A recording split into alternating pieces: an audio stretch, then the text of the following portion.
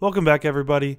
This is Zach, and welcome to New Angle Sports Talk. And today we're going to be reviewing the NBA draft profile leading up to the 2019 NBA draft of Villanova's Eric Paschall.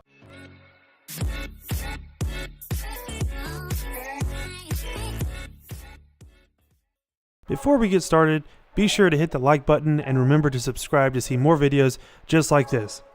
So Eric Paschall, his frame is 6'8", 260, senior out of Villanova, and he brings a lot to any ball club that wants to take a chance on him, in my opinion. He brings an NBA-ready frame and can really start and make an impact on your team from day one in most situations. He's a very well-rounded basketball player, and Paschall is known to be extremely aggressive on both sides of the ball, not just on the offensive side. Now, he came from Villanova. He came from a very well-winning, well-coached, well-winning culture, and he even won the 2018 NBA championship then. If you didn't catch that game, it was a very, very fun game. But Paschall can stretch the floor for you at times, but he does have an average jump shot when it comes from the three-point land.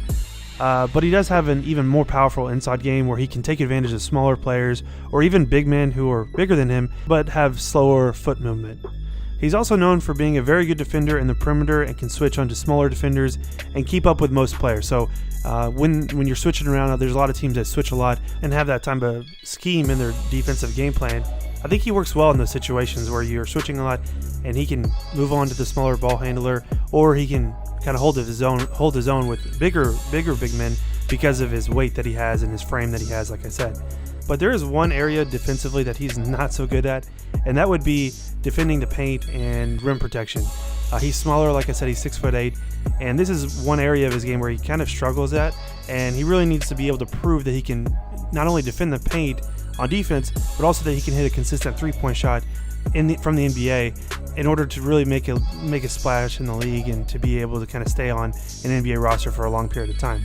One problem that I see a lot of teams having with Paschall is at this time he's the oldest player that's registered to come into the NBA draft at 22 years old. Teams tend to pursue younger talent with more upside in the lottery in the first round, unless it's a bigger man, or unless it's an older player that can come in and contribute right away, which he can. It's just the problem is he's going to contribute in certain areas like defense and, like I said, some schemes as well, like switching and things like that. But the problem that he has is he's not a great three-point shooter. He's quick in the inside, but he's a little bit undersized. So the problem that I think that a lot of teams are going to have with him is the fact that he's a little bit older and he can't shoot the three all that well. So that's just my opinion. But I think Eric can definitely prove me wrong. I'm rooting for him. But again, like I said, if there's any team that needs a big man with good intensity and can play well in a proven system, like I said, San Antonio, the Warriors, the Clippers, even the Houston Rockets, things like that switch a lot.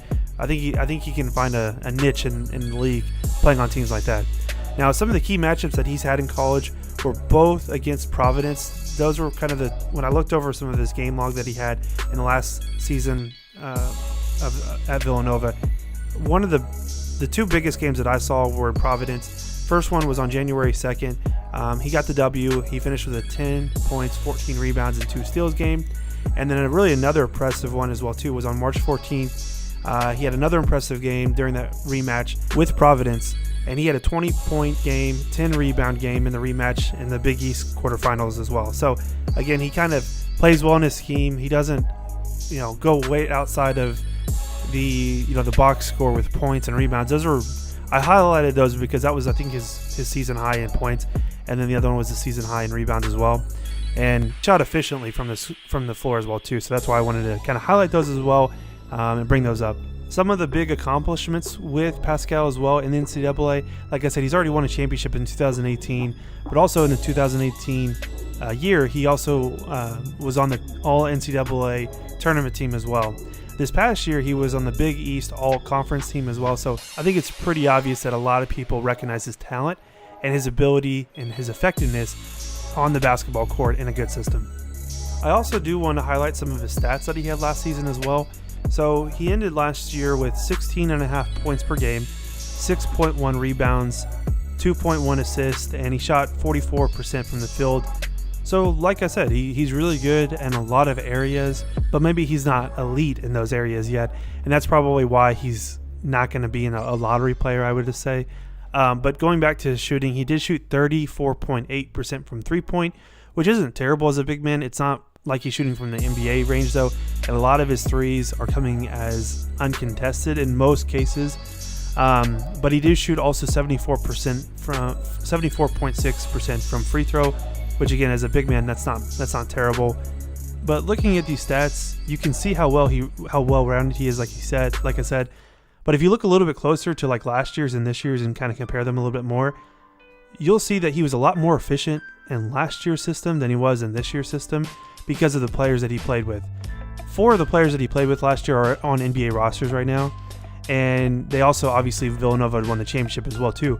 But he shot a lot better from three-point range.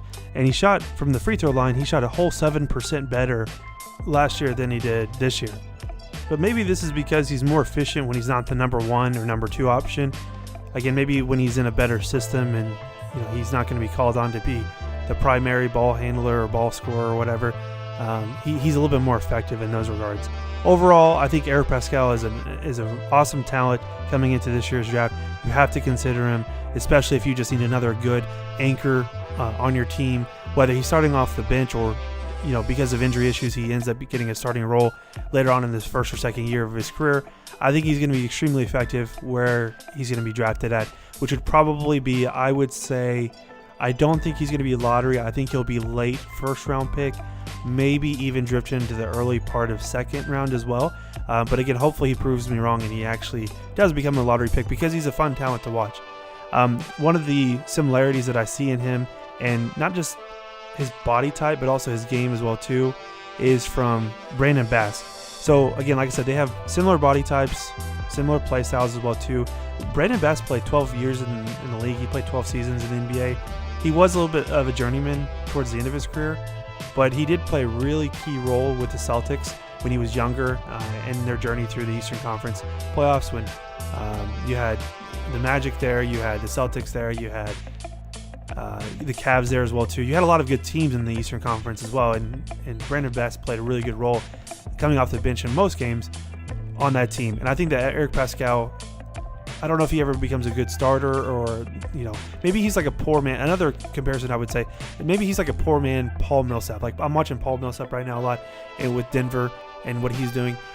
If Eric Paschall, can develop a better offensive game, especially around the rim, and can get better at three-point shooting, I think he could probably be maybe a Paul Millsap. That would be, I guess Brandon Bass would be kind of the low end, but Paul Millsap maybe on the higher end for him.